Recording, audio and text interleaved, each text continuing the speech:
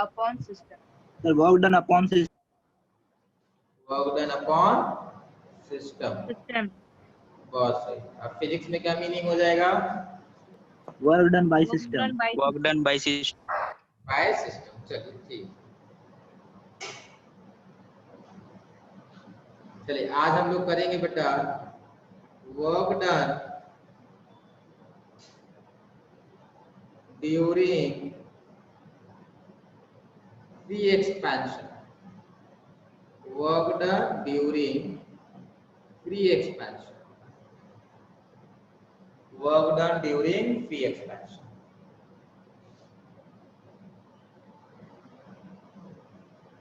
तो देखो free expansion क्या होता है। सबसे पहले आपको समझना होगा फ्री एक्सपेंशन बेटा कुछ ऐसा होगा।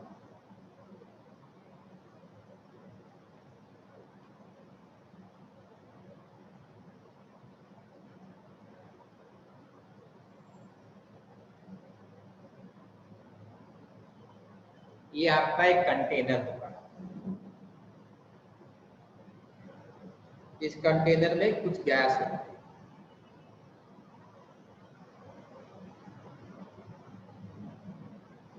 ठीक है, ये सारे गैसेस हैं। बेटा यहाँ पर जो एक्सटर्नल होगा ना, यहाँ प्रेशर इज इक्वल टू 0 होगा।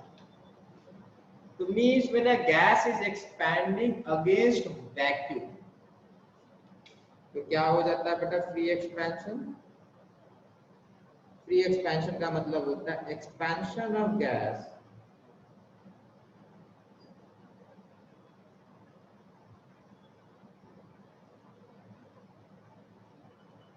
against vacuum. Expansion of gas against vacuum. This is known as free expansion. अब ध्यान से सोचिए बेटा, रिवर्सिबल और इरिवर्सिबल के बीच में डिफरेंस समझिएगा। When pressure on the both side of piston they are not equal,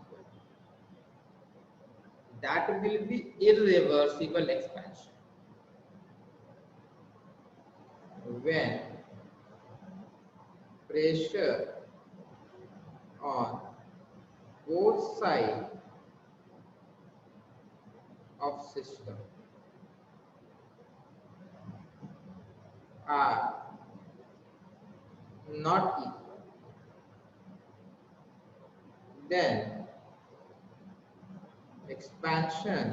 sir हाँ बेटा। सर बहुत इको आ रही है।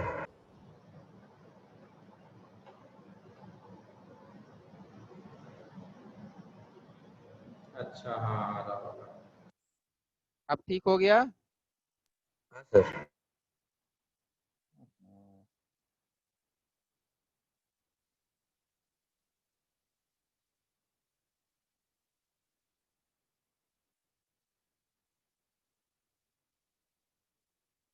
Then expansion will be irreversible. When pressure on both sides of system are not equal, then expansion will be irreversible. For example बेटा यहाँ पर, यहाँ P is equal to let's say 2 atm है और उस तरफ P is equal to 0 है। तो both side pressure is not equal. Both side pressure is not equal. तो आप समझो बात को बेटा, यहाँ पर ना आपको ना एक बोल्ट लगाना होगा। यहाँ पर आपको एक बोल्ट लगाना होगा। कोई बताएगा बोल्ट क्यों लगाना पड़ा?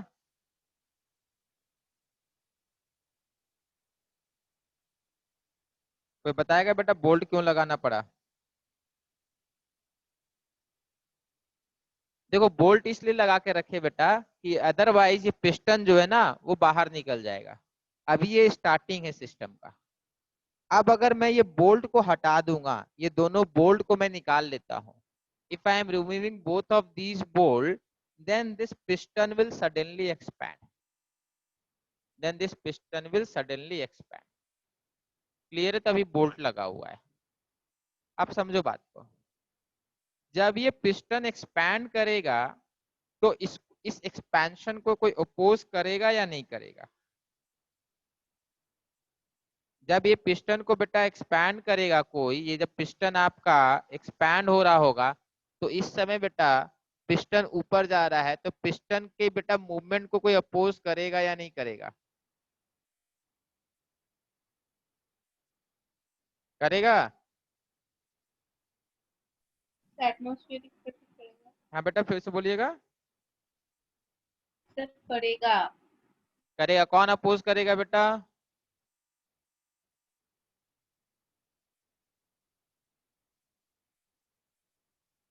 बाहर प्रेशर कितना है बेटा? बाहर प्रेशर 0 है, तो इस तरफ तो कोई फोर्स नहीं है ना।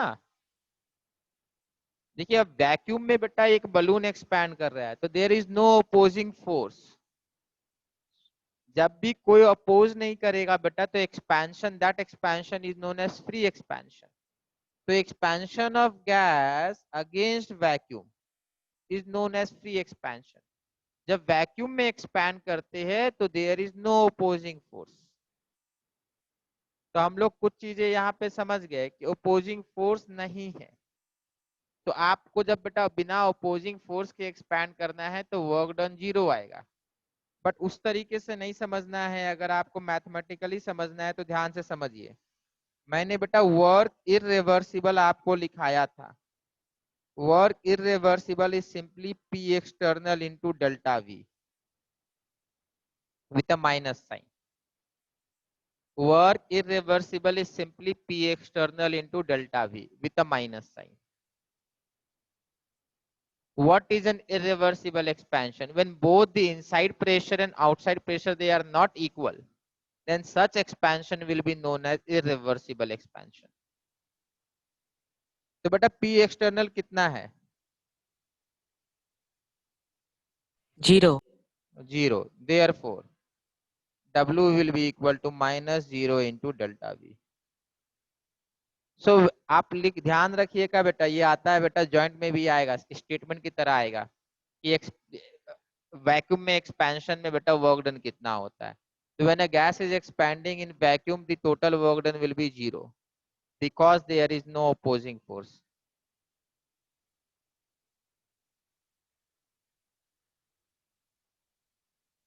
तो फ्री एक्सपेंशन का बेटा W हमेशा 0 आएगा।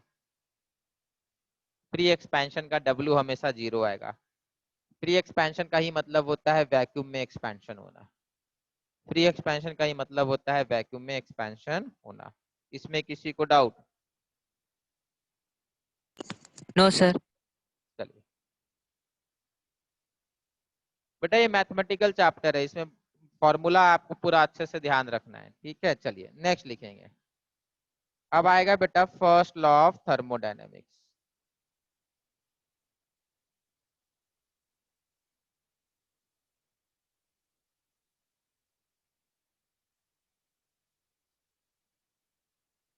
फर्स्ट लॉ ऑफ थर्मोडायनेमिक्स क्या होता है समझिए। फर्स्ट लॉ ऑफ थर्मोडायनेमिक्स बहुत पहले से हम लोग को पता है, इसमें कुछ नया नहीं है। क्या स्टेट है बेटा? सिंपल सा statement. It states that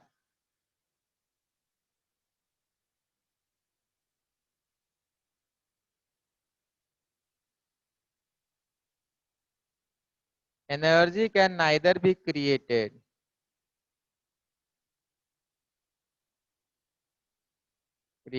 nor destroyed। इससे आसान डेफिनेशन नहीं होगा। Energy can neither be created nor destroyed. This is the simple definition of first law of thermodynamics.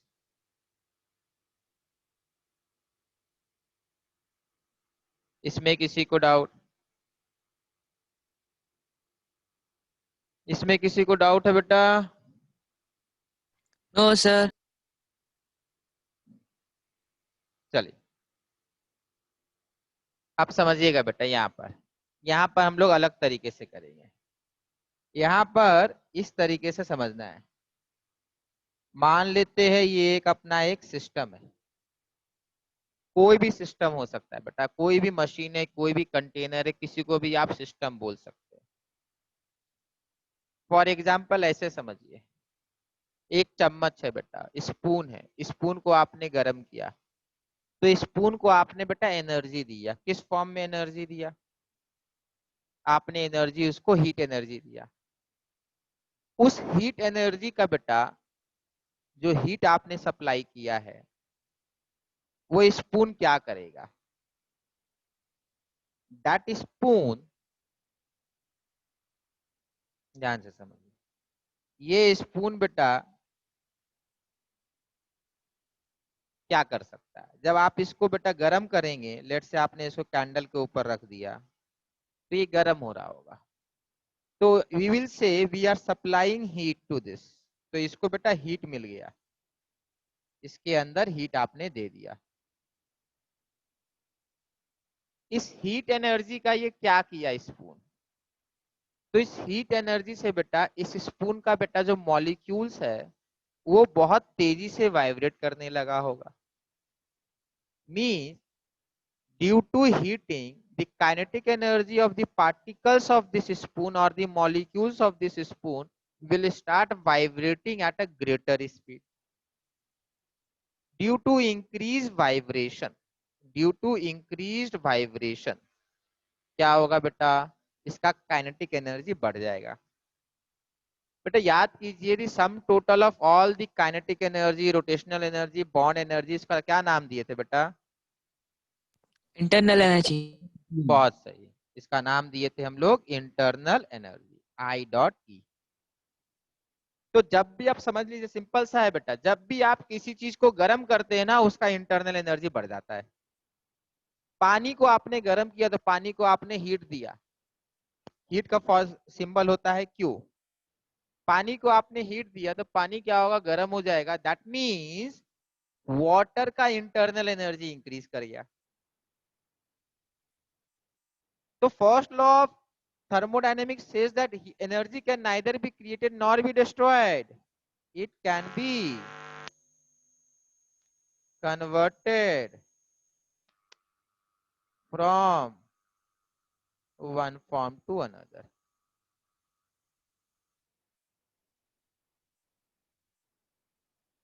It can be converted from one form to another. ये simple सा मतलब होता है इसका। तो अगर पानी को गर्म करेंगे तो heat energy gets converted to internal energy. अब ध्यान से सोचिएगा, पानी को गर्म तो किए but water is now boiling, water is now boiling. अब ध्यान से सोचिए, जब वाटर बॉयल करेगा तो बेटा टेम्परेचर तो बढ़ेगा ही नहीं। तो टेम्परेचर जब नहीं बढ़ा तो फिर इंटरनल एनर्जी भी इंक्रीज नहीं किया, क्योंकि पहले ही बता चुके थे कि internal energy is dependent upon temperature. This is dependent upon temperature. When temperature remains constant, internal energy will not change. तो अब मुझे ये बताइए, जब वाटर बॉयल कर रहा है तो हीट कहां चला गया?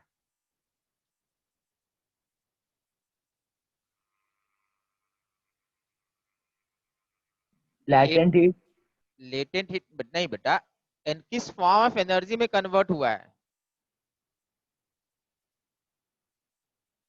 In what form the energy has been converted to?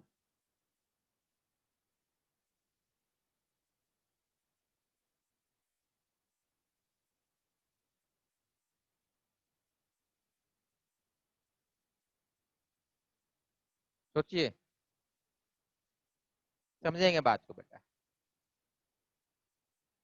जब भी बेटा वाटर बॉयल करता है ना तो बेटा वाटर का वॉल्यूम कम था, वाटर का वॉल्यूम बेटा 1 ml था, बट ये जब बॉयल करेगा तो लेट से 200 ml ऑक्युपाई करेगा, क्योंकि liquid water occupies much lesser volume and gaseous water will occupy much larger volume.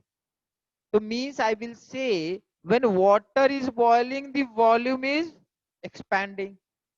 तो जब वॉल्यूम एक्सपैंड करेगा तो एटमॉस्फेयर को पुश करेगा चारों तरफ से, in all direction. So when something is pushing atmosphere then what is done? क्या काम होता है बेटा? क्या होता है जल्दी से बताएंगे? वर्क। वर्क होता है। तो अब ध्यान रखना है बेटा, whenever a gas is expanding, work is done, and whenever a liquid changes to gas, some work is done. समझ में आया बेटा? इसमें किसी को डाउट?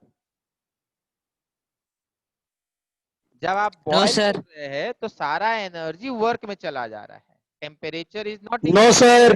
ठीक है बेटा।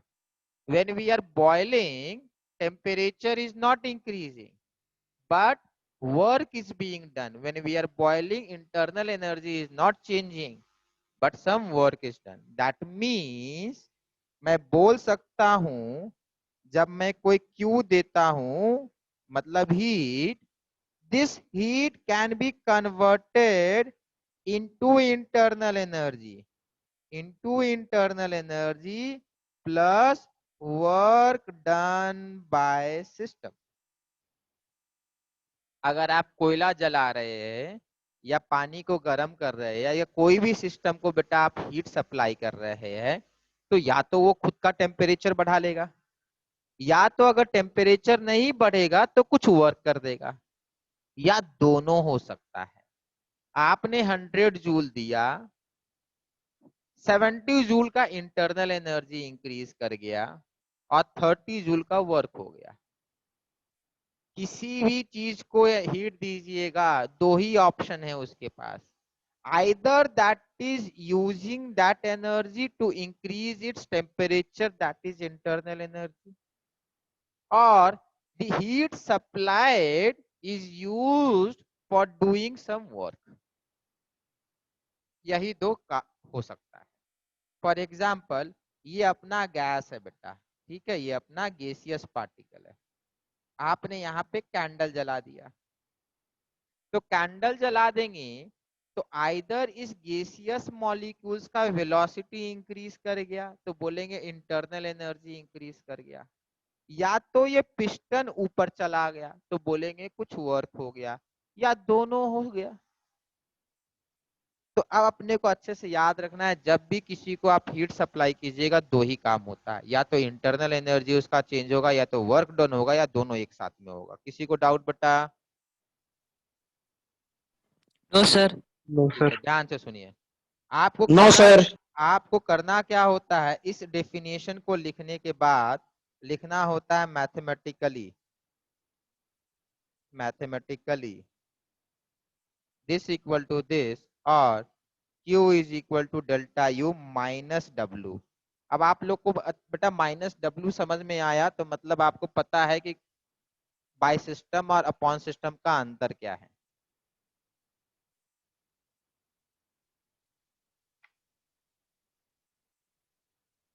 माइनस W क्यों हुआ, क्लियर है बेटा?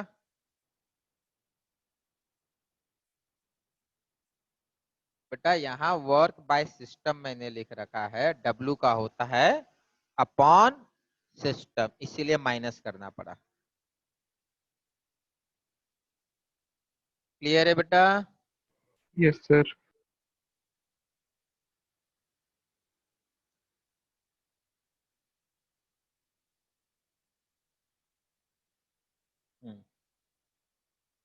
चलिए, when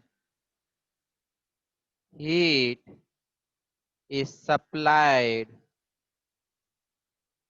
to system, Q is positive. When heat is removed from system,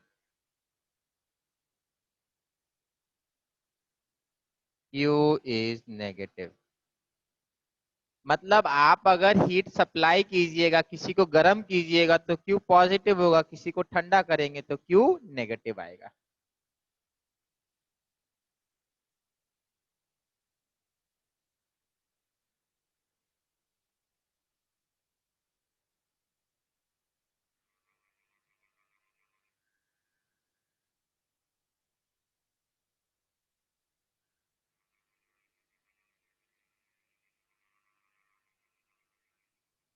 हो गया बेटा? चलिए,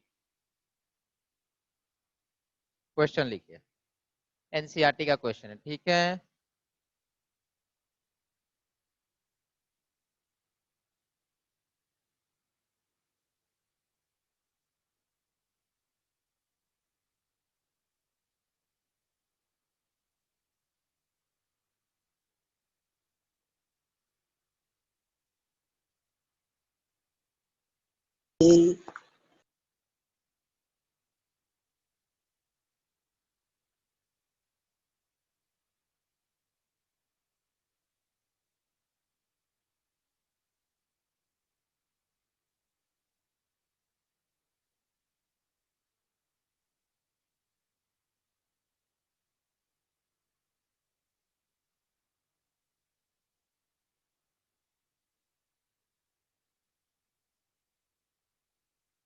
ठीक है, जल्दी से करेंगे इस क्वेश्चन को।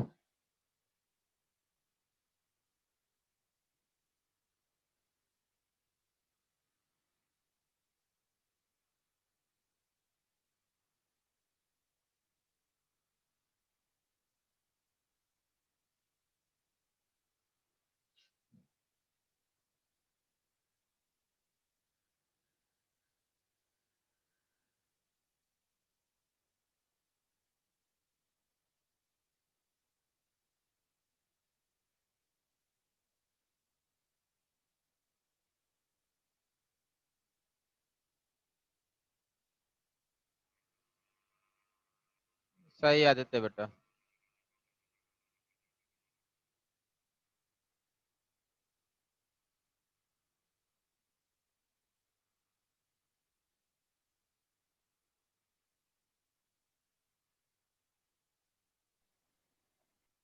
देखिए केमिस्ट्री में आप ना ये वाला फॉर्मूला यूज करना प्रेफर कीजिएगा, Q is equal to delta U minus W. Aniket बेटा आपका आंसर सही नहीं है, ठीक है। प्लस डब्ल्यू बाय सिस्टम नहीं यूज करें, क्यों? केमिस्ट्री के टीचर को बेटा, आपके टीचर को ये नहीं पता होगा, उनको ये नहीं पता होगा, ठीक है, ये पता ही नहीं होगा उनको, सिर्फ ये फॉर्मूला आता है। तो क्योंकि उनको ये फॉर्मूला आता है तो बेटा इसी फॉर्मूला का यूज करना है। बट देखो यहाँ पे वर्क डन बाय सिस्टम बेटा 394 दिया है, W is not 394, given work done by system is equal to 394 implies that W is equal to minus 394। रट्टा मार के रखिएगा बेटा, ये बता चुके हैं, implies that W is equal to minus 394। सागनी की बेटा सही है, समझ में आया? W is equal to, क्यों? बाय सिस्टम इज 394, तो W क्या होता है? अपॉन सिस्टम होता है, माइनस 394। अब प्लेस कीजिए, आंसर आएगा बेटा। कैसे प्लेस करना है? हम लोग को सिंपली Q की जगह में बेटा 701 लगाना है, 701 is equal to delta U minus of minus 394। Solve कीजिए, डेल्टा यू आ जाएगा, डेल्टा यू आएगा आपका 307, डेल्टा यू आपका आएगा 307। समझ में आया? ये काम आपको करना है, बन गया सबसे बेटा।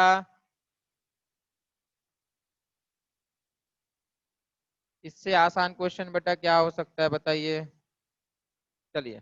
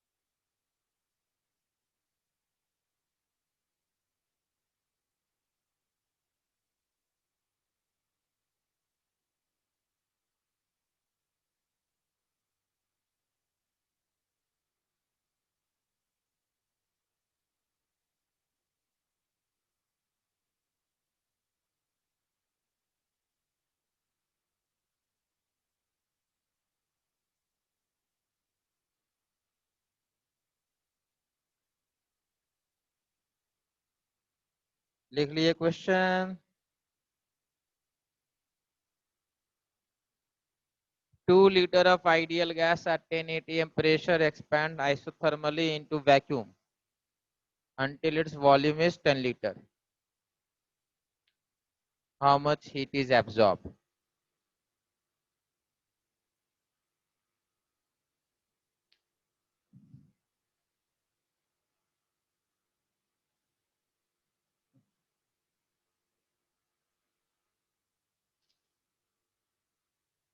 देवांशु बेटा कॉपी हो जाएगा तो बताएंगे आप।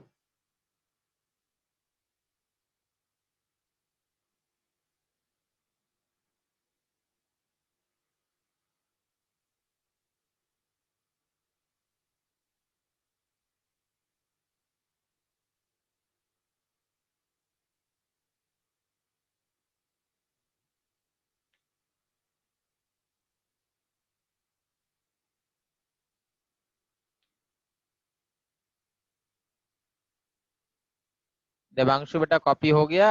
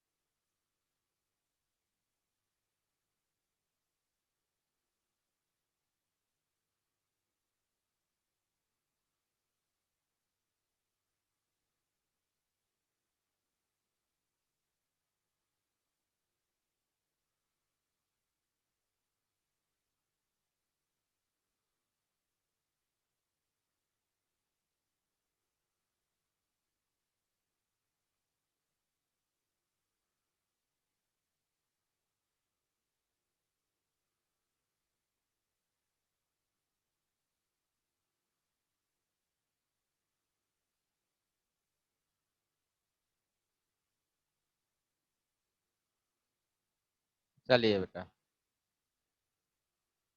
साग्निक बेटा आप आंसर दिए इसका ना। देवांशु बेटा आपने बताया नहीं बेटा कॉपी हुआ है नहीं हुआ?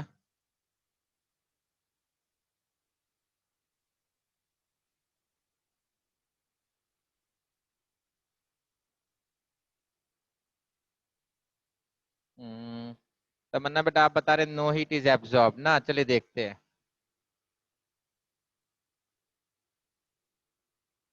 हम्म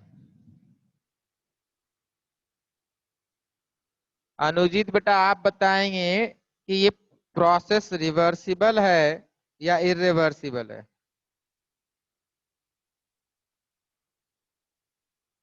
बताइए। एक्सपेंशन इज रिवर्सिबल और इरिवर्सिबल? अनुजीत बताएंगे। एक्सपेंशन इज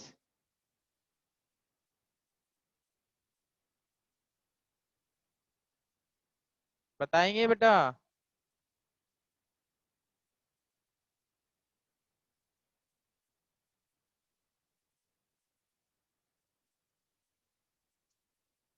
आयुषी बेटा आप बताएंगे। आयुषी बेटा सही बता रहे हैं आप। ठीक है अभिरूप रिवर्सिबल इरिवर्सिबल?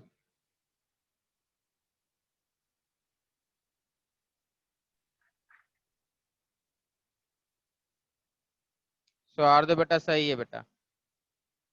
बेटा देखिए अंदर कितना है 10 atm प्रेशर है, बाहर कितना है वैक्यूम है। तो बेटा answer is expansion is irreversible. Expansion is irreversible.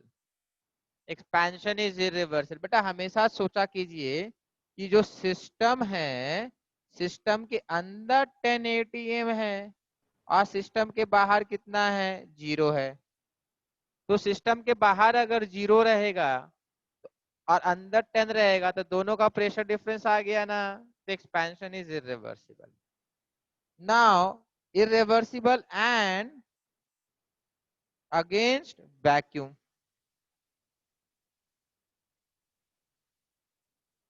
तो बेटा आप यहाँ पे वो नहीं लगाएंगे, W रिवर्सिबल आइसोथर्मल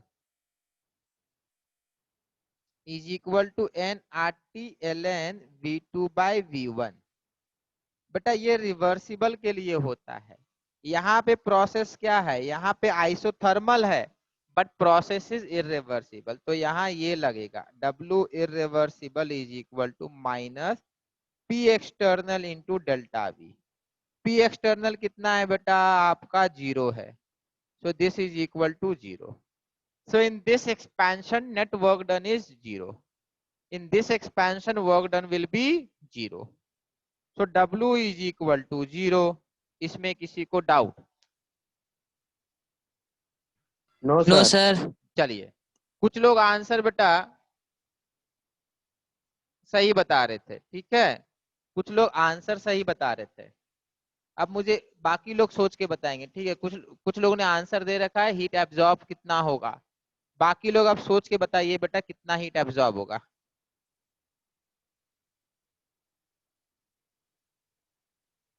ठीक है सायनदीप, सही है आपका। और भी कुछ लोग बता रखे थे। तमन्ना बेटा आपका ही फाइनल आंसर सही है।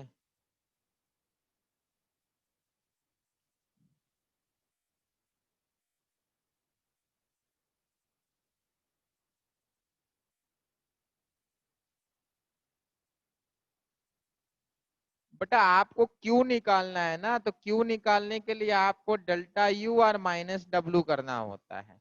तो डब्लू तो 0 हो चुका अपना, डब्लू में तो कुछ दिमाग नहीं लगाना, ये तो अपना 0 है।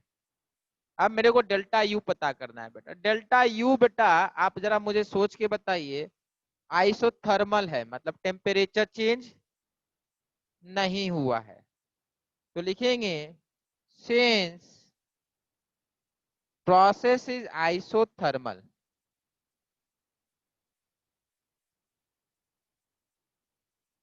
therefore no temperature change।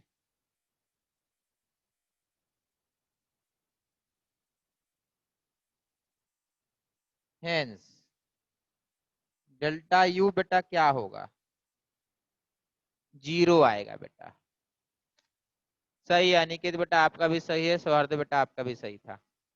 बेटा internal energy is totally dependent upon temperature. If temperature is not changing, internal energy will not change. तो therefore Q is equal to delta U minus W. ये भी 0 है, ये भी 0 है, तो 0 और 0 मिलके 0 आंसर देंगे।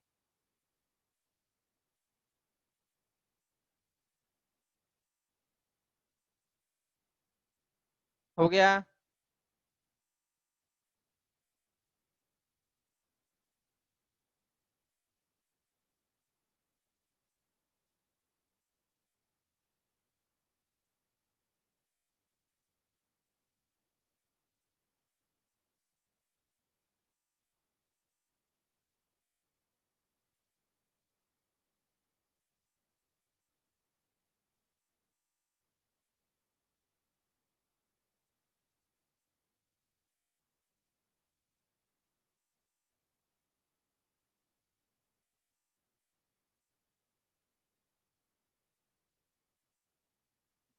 ऊपर वाला क्वेश्चन सॉल्व करना है, बस अज्यूम करना है कि एक्सटर्नल प्रेशर इस बार वैक्यूम में नहीं हो रहा है, external pressure is 180। Assuming external pressure is 180,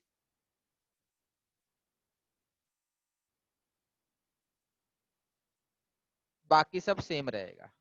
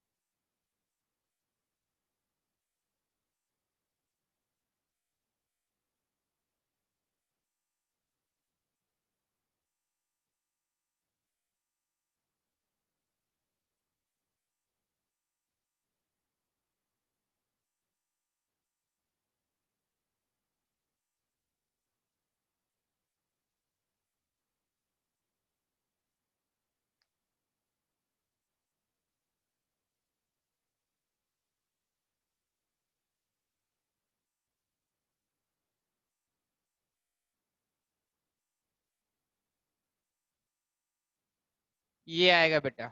अब ध्यान से देखिए बेटा, ये बेटा प्रेशर कितना है, यहाँ मैंने लिख तो दिया जल्दी में बेटा, बट ध्यान से सोचिए। मैं इसको नेक्स्ट पेज में करता हूँ। W is equal to minus P external into delta V, ये था बेटा। डेल्टा वी कितना आया, डेल्टा वी है V2 minus V1।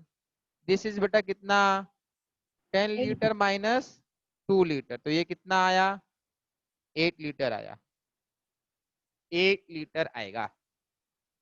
P external कितना है बेटा, -1 1 ATM, तो W कितना आएगा, -1 ATM into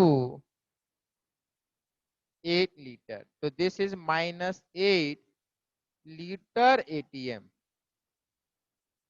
W is -8 litre ATM। इसमें किसी को doubt? Next, since temperature is constant, since temperature is constant, therefore delta U is equal to 0, implies that Q is equal to delta U minus W. U is equal to 0 minus of minus 8 liter ATM. This is equal to plus 8 liter ATM. ये आएगा बेटा 8 litre ATM बेटा। अब ध्यान रखना है 1 litre ATM is approximately 101 joule. तो अगर आपको जूल में कन्वर्ट करना है तो ये वाला यूनिट याद रखना होगा। 1 litre ATM is equal to 101 joule. कैसे करेंगे, लीटर को मीटर क्यूब में डिवाइड कर दीजिए, ATM को पैस्कल में लिख दीजिए, आंसर आ जाएगा 101 जूल। ठीक है, तो this is equal to 808 joule, ये आएगा। ठीक है बेटा, इसमें किसी को डाउट? No sir. चलिए नेक्स्ट। सर एक मिनट सर।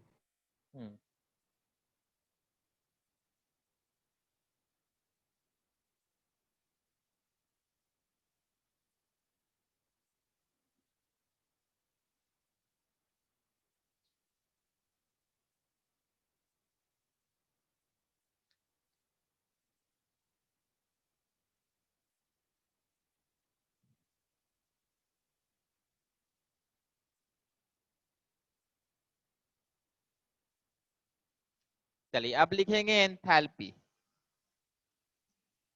अब लिखेंगे एंथैल्पी। क्या होता है एंथैल्पी, समझिए। सबसे पहले इसका सिंबल है बेटा H, इसका सिंबल होता है H। बेटा enthalpy is basically a mathematical term, it is sum of two energy या टू नंबर, समझ लीजिए।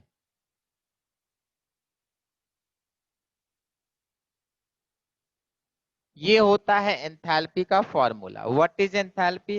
Enthalpy is sum total of internal energy and pressure volume energy. Pressure और वॉल्यूम को मल्टीप्लाई करेंगे बेटा तो एनर्जी ही मिलता है। Pressure multiplied with volume will give you energy. तो व्हाट इज एंथैल्पी कोई पूछेगा तो लिख लीजिए, सीधा लिखना है it is sum total of internal energy and pressure volume energy. इसके अलावा और कोई डेफिनेशन नहीं है एंथैल्पी का, इसके अलावा और कोई डेफिनेशन एंथैल्पी का नहीं है।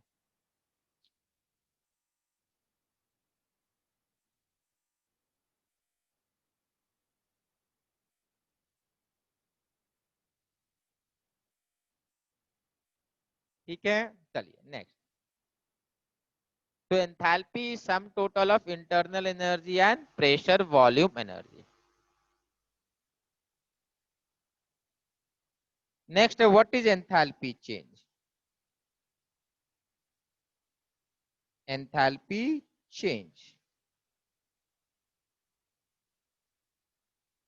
ध्यान से समझिएगा। एंथैल्पी चेंज कुछ नहीं है बेटा, change in enthalpy during a process और a reaction. Change in enthalpy during a process और अ रिएक्शन। अब change in enthalpy during a process और अ रिएक्शन लिखते रहिएगा, change in energy during a process और रिएक्शन। नाउ समझिए what is a process and what is a reaction. Process बड़ा simple है, expansion, contraction, change of state, these are process. मतलब कोई gas expand कर गया, कोई गैस कॉन्ट्रैक्ट कर गया, सॉलिड लिक्विड में चेंज हो गया, लिक्विड सॉलिड में चेंज हो गया, लिक्विड गैस में चेंज हो गया, दीज आर कॉल्ड प्रोसेस। मतलब क्या बेटा, physical change, physical change is known as basically process. Reaction क्या हो जाएगा, बॉन्ड ब्रोकन और form. Minimum of one bond is broken or created. Minimum of one bond is broken or created. That will be known as a reaction. समझ में आया? Next.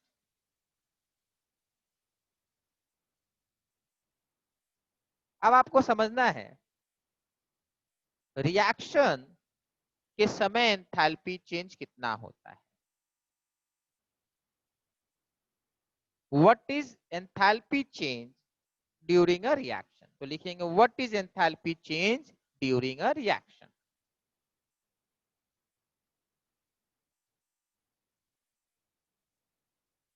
What is enthalpy change during a reaction? तो बड़ा simple सा reaction एक लिखते हैं।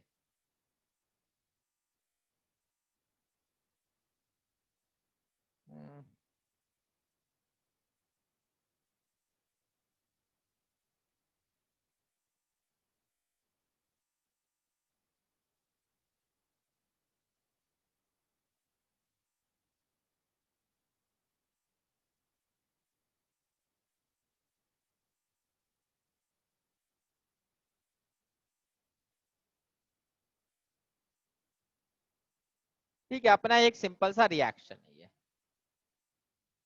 ये एक रिएक्शन है। इस रिएक्शन में क्या हुआ है, some bond has been broken and some bond has been created. तो इसका एंथैल्पी चेंज हम लोग कैसे लिखते हैं, इसका एंथैल्पी चेंज लिखा रहेगा delta H is equal to delta U। ध्यान से समझिए, H क्या था बेटा अपना, H था डेल्टा U, सॉरी H था बेटा U प्लस PV, ये था ना। तो ये क्या हो जाएगा, delta H is equal to delta U plus delta of PV। यही तो माना जाएगा ना बेटा, यही तो माना जाएगा।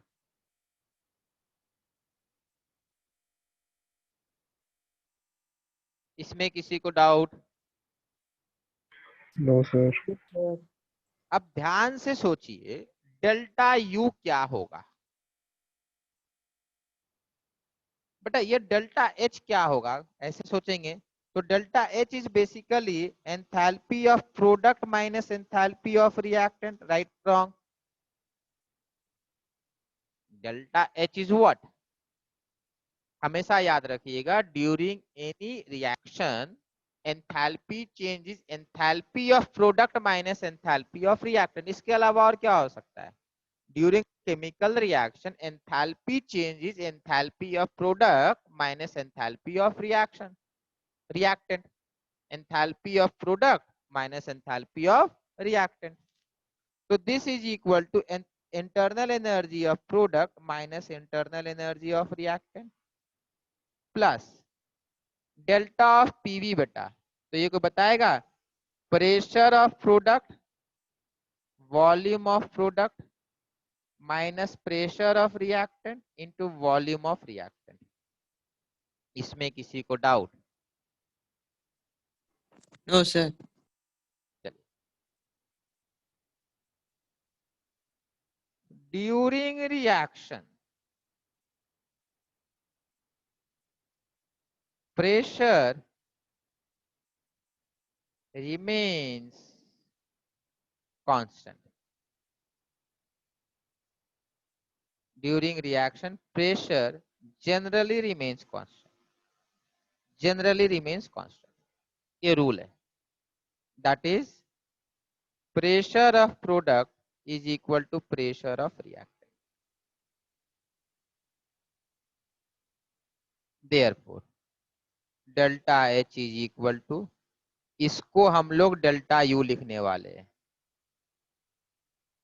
Delta U plus P common, volume product minus volume of reactant. ये सब होता है बेटा, ठीक है. Volume of product minus volume of reactant.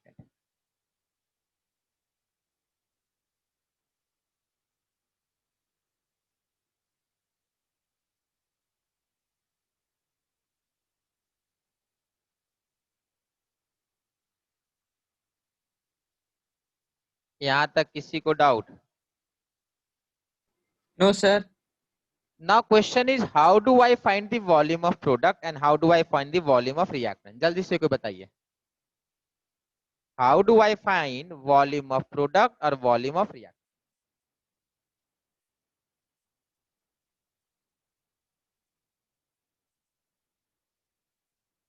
ध्यान दीजिएगा. Normally, volume of solid and volume of liquid, they are almost negligible. When volume of, let's say, water is changing into gas, so the gaseous volume of water and liquid volume of water, तो बेटा मान लेते हैं ये अपना gas gaseous water है, ये अपना लिक्विड वाटर है, ठीक है. तो उस केस में क्या होगा, ये बेटा बहुत ज्यादा होगा, ये वाला बहुत ज्यादा होगा और ये बहुत कम होगा. गैस का वॉल्यूम लिक्विड से बहुत ज्यादा होता है. तो हम लोग मोस्ट ऑफ द टाइम क्या करते हैं, लिक्विड का वॉल्यूम को 0 मान लेते हैं, सॉलिड का वॉल्यूम को 0 मान लेते हैं. हम लोग ये मानते हैं कि रिएक्शन में एक ही चीज का वॉल्यूम होता है और वो गैस का वॉल्यूम होता है, इसके अलावा किसी का वॉल्यूम होता ही नहीं है. हम लोग ये मान लेते हैं, क्यों? आसानी से सॉल्व करने के लिए. तो लिखेंगे, for a calculation purpose we generally assume that solid and liquid volume is 0. For calculation purpose we generally assume the volume of solid liquid is 0.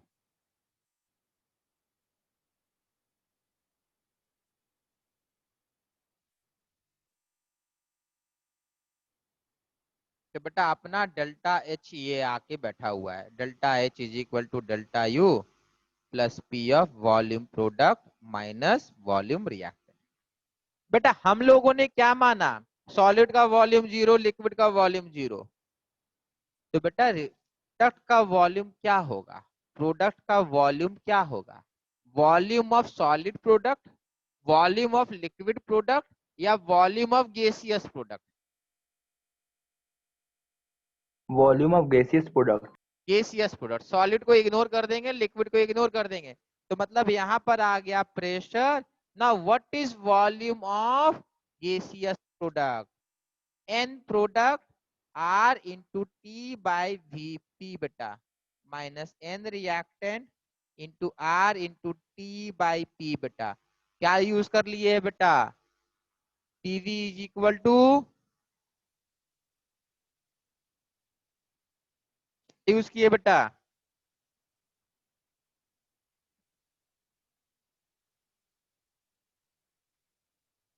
ये यूज किए बेटा एनआरटी बाई पी. बोल तो दिए कि हम लोगों ने सिर्फ गैस ही माना है और तो कोई वॉल्यूम होता ही नहीं है. तो volume of gas is NRT by P, तो यहाँ प्लेस कर दिए. तो this is equal to delta U plus NP minus NR into R into T. What is NP, कोई बताएगा? Number of moles of product. Number of moles of product? नहीं बेटा, number of moles of gaseous product only, and this is number of moles of gaseous reactant. So delta H is equal to delta U plus delta of N gaseous into RT. What is delta N gaseous? NP minus NR. इसको short में लिख दिए।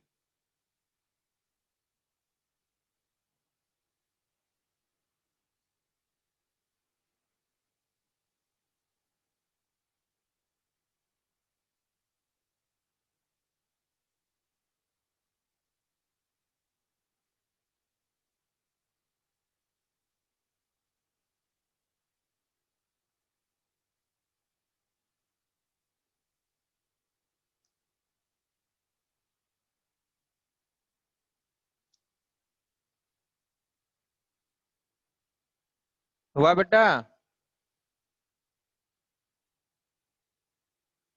समझ में आया?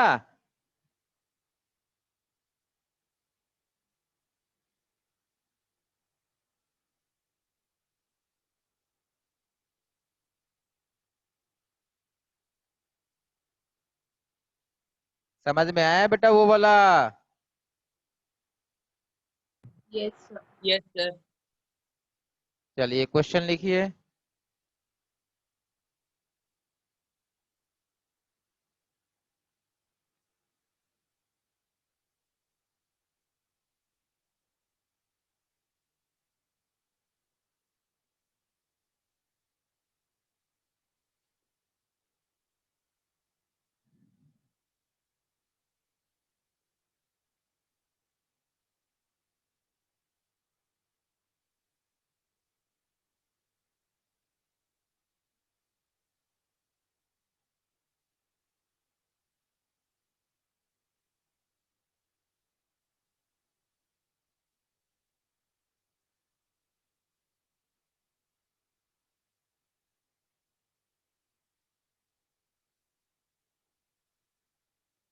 चलिए इसको कीजिए।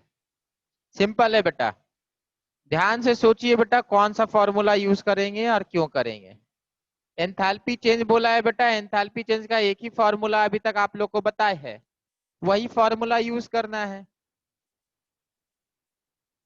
क्या यूज करना है? सिंस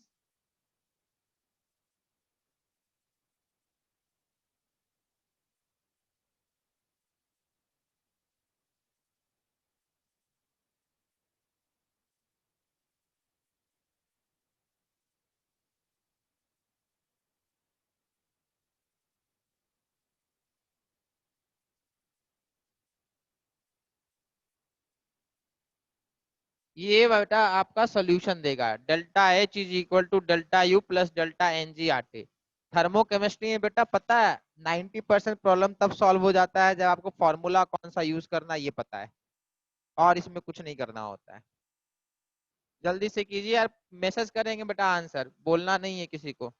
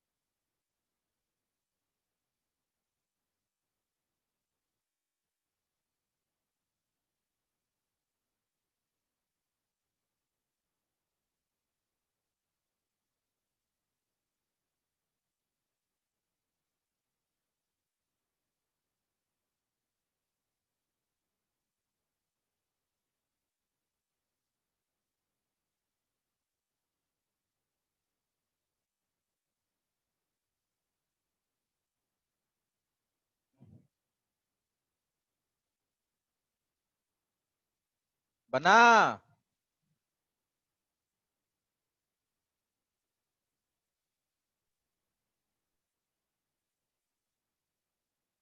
सिर्फ एक ही आंसर रहेगा तो बेटा होगा। सिंपल सा क्वेश्चन है बेटा। डेल्टा एन निकला किसी का?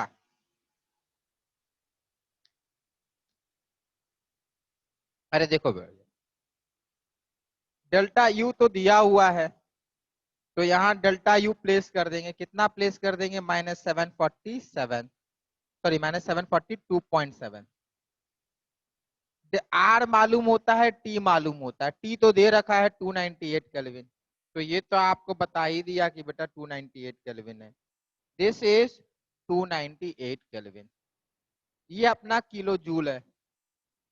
आर को कितना प्लेस करेंगे? 8.314 जूल प्लेस करेंगे।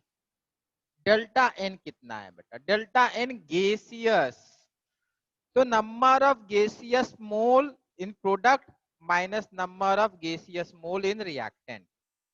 मतलब गैसियस मोल कितने हैं ये हम लोग को देखना है बेटा।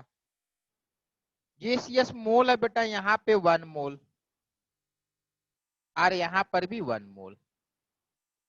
तो number of gaseous mole in product is 2। इसको नहीं लेंगे क्योंकि ये वाटर है, वाटर का बेटा लिक्विड स्टेट बोल रखा है। So this is 2। यहाँ पे बेटा कितना है? 1, और यहाँ पे 3.2, तो ये है 2.5। तो number of gaseous mole in product is 2 and this is 2.5। Delta N आएगा बेटा आपका 2 माइनस 2.5। This is equal to 0.5 with a minus sign, with a minus sign. अब करना क्या? अब इसको बेटा अच्छे से लिखिए, मल्टीप्लाई कीजिए, आंसर आएगा। चलिए इतना कम से कम करके बताइए बेटा सबको।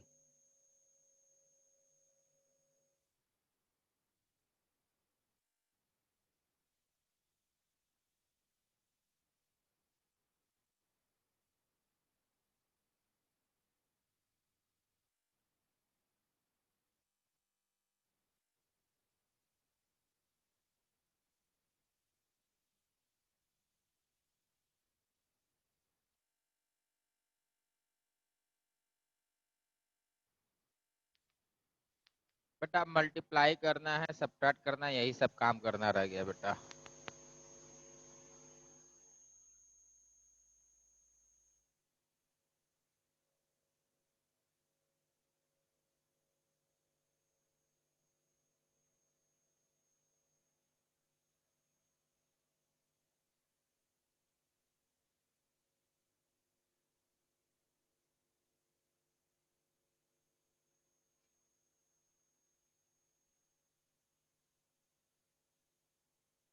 जूल आएगा ये, ठीक है।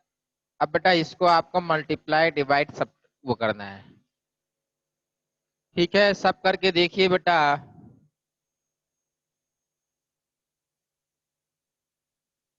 बेटा आप लोग का माइनस क्यों नहीं आ रहा बेटा?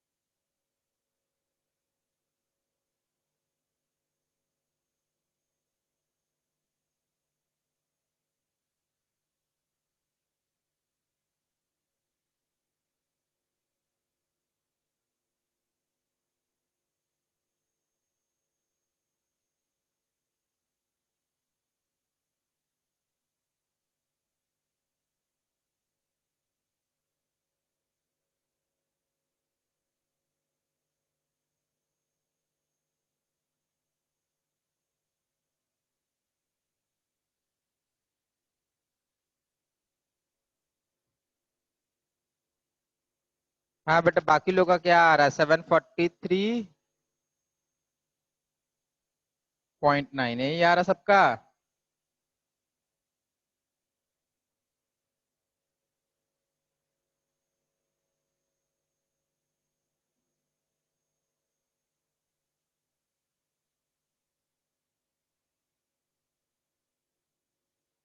अच्छा, यहाँ पर वो थोड़ा गलत आया है।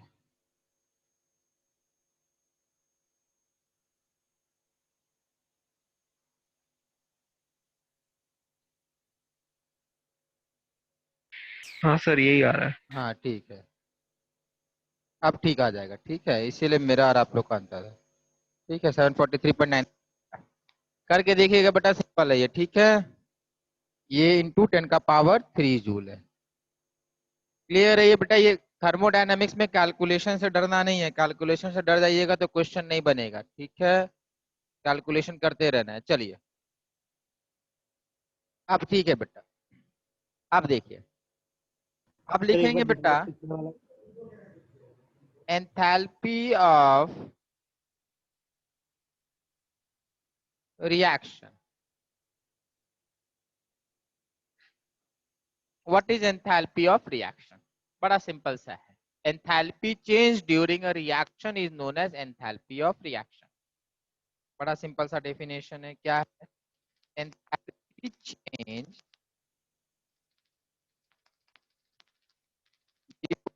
during a reaction is called enthalpy of reaction. Enthalpy of reaction denoted by delta HR. R means enthalpy of reaction. So what is enthalpy of reaction? Enthalpy change during a reaction.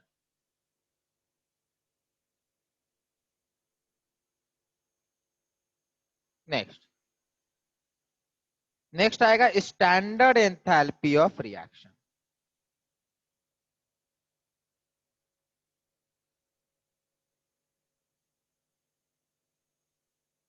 Standard enthalpy of reaction. जरा सा difference है बेटा, तो लिखेंगे it is enthalpy change of reaction. Enthalpy change of reaction मतलब ऊपर वाला भी एंथैल्पी चेंज ऑफ रिएक्शन है, ये भी enthalpy change of reaction. When all participating when all participating substances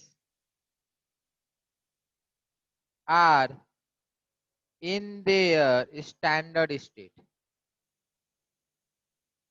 in their standard states. It is enthalpy change of reaction when all participating substances are in their standard state. ठीक है, इन सब में बेटा definition बहुत आएगा। ठीक है,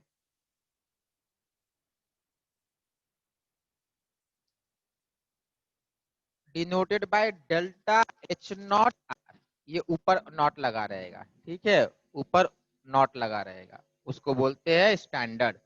इसका मतलब स्टैंडर्ड हो जाता है बेटा। ठीक है, चलिए नेक्स्ट।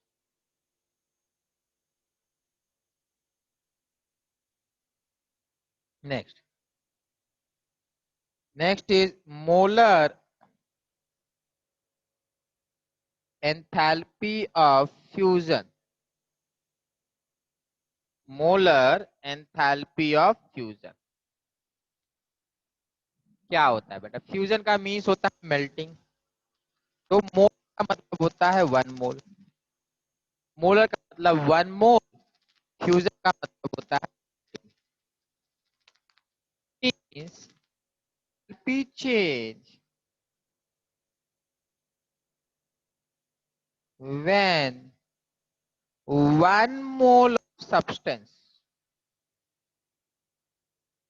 1 mole of substance, ठीक है, undergoes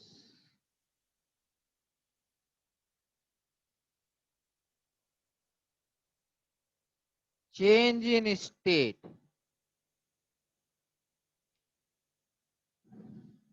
from solid to liquid. Simple सा मीनिंग है बेटा, from solid to liquid. Enthalpy change when 1 mole of a substance undergoes change in state from solid to liquid, तो enthalpy of fusion होगा. अब बेटा मैं मोलर एंथैल्पी ऑफ बॉइलिंग या vaporisation में नहीं लिखाऊंगा, ठीक है. मोलर एंथैल्पी ऑफ वेपराइजेशन आप लोग समझ गए होंगे. क्लियर है बेटा ये. तो मोलर एंथैल्पी ऑफ फ्यूजन होगा, मोलर एंथैल्पी ऑफ वेपराइजेशन होगा, ये सब चलता चलेगा, ठीक है.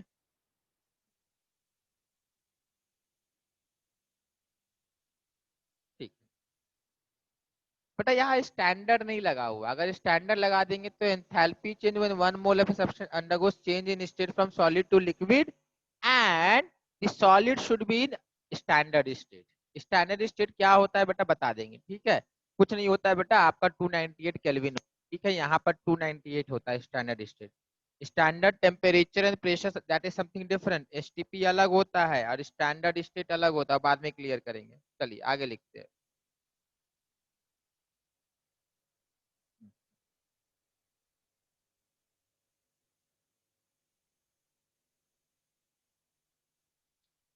नेक्स्ट, ये बड़ा इंपॉर्टेंट है बेटा.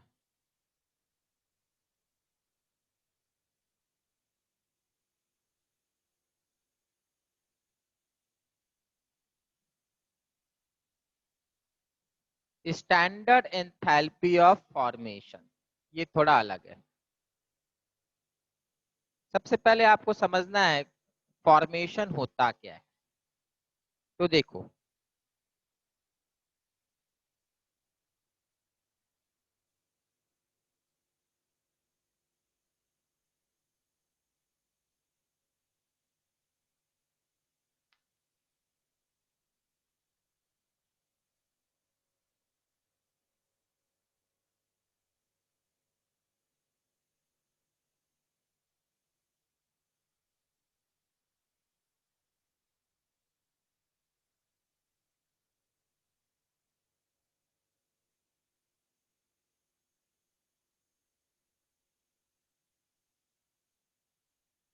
ध्यान से डिफरेंस समझ लीजिए.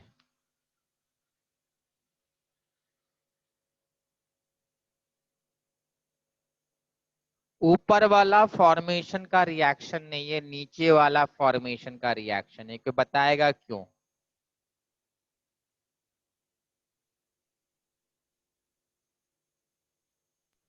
क्योंकि ऊपर वाला में कंपाउंड है. बिल्कुल सही बेटा. रिफॉर्मेशन रिएक्शन में only element can be used and element should be in their standard state. For example, ये normally standard state में solid है तो solid होगा, ये gaseous है तो gaseous होगा, और कार्बन डाइऑक्साइड solid है तो solid होगा. समझ में आया? फॉर्मेशन रिएक्शन में a compound is produced from their element. आप बोलेंगे सर ये वाला रिएक्शन होता है. बेटा थ्योरी प्रैक्टिकली हो या ना हो उससे मतलब नहीं है, हम लोग को बेटा थ्योरेटिकली ऐसे ही लिखना है. समझ में आया? थ्योरेटिकली हम लोग को ऐसे ही लिखना चाहिए, तब हम लोग बोलेंगे कि अपना standard sorry enthalpy of formation. बहुत सारे फॉर्म में होता है. कार्बन तो बेटा गोल्ड में भी है, डायमंड में भी. हम लोग को graphite is the most stable allotropic form of carbon. Graphite सबसे ज्यादा स्टेबल कार्बन का फॉर्म है, इसीलिए ग्रेफाइट लेना है. ये बेटा N2+3H2 अमोनिया होगा, फॉर्मेशन रिएक्शन होगा या नहीं होगा?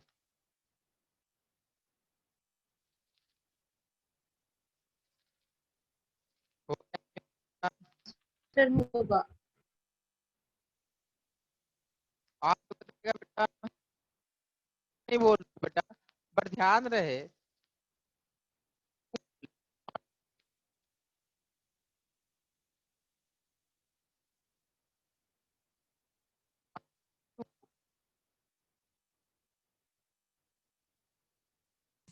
सर आपका आवाज नहीं आ रहा। सर आपका आवाज नहीं आ रहा है। यस आवाज नहीं आ रहा। सर आवाज नहीं आ रहा। कितने देर से नहीं आ रहा बेटा? सर जब से समझाना स्टार्ट किए क्या अभी आ सर रहा है। लास्ट अब आ रहा है तो हाँ सर। ठीक है, बीच में जाएगा तो बताएंगे। ठीक है, दोबारा हो सकता है बीच में चला गया होगा। चलिए, थोड़ी देर के लिए गया था ना। ठीक है बेटा, ये वाला नॉट फॉर्मेशन रिएक्शन है बिकॉज यहाँ पे 2 मोल है। यहाँ पे बेटा 1 आएगा तब ये फॉर्मेशन रिएक्शन कहलाएगा। This is formation reaction means during formation reaction 1 mole of product is produced from element, और यहाँ पे बेटा आपको ये बैलेंसिंग चलेगा। मतलब फाइनली 1 मोल ऑफ प्रोडक्ट होना चाहिए, that should be called formation reaction. ठीक है, तो लिखेंगे बेटा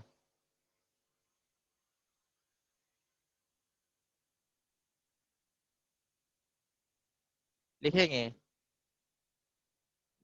इसका बेटा सिंबल होता है delta H not F। F means formation.